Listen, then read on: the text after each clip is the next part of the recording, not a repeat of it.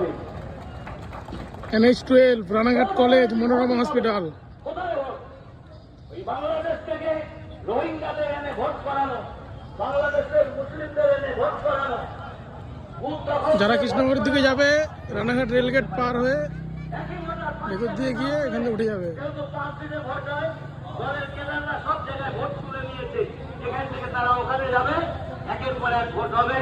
আমি মনে করি সারা বাংলায় একেবারে সামরিক বাহিনী নামিয়ে একদিনে ভোট করা উচিত। তাহলে ফল ভোট 2 জায়গায় 5 জায়গায় আর ভোট দিতে পারবে না, তারও ব্যবস্থা নেওয়া। আজকে আসাম বাহিনীগুলো বিভিন্ন ভাবে তারা সেটিং হয়ে যাচ্ছে।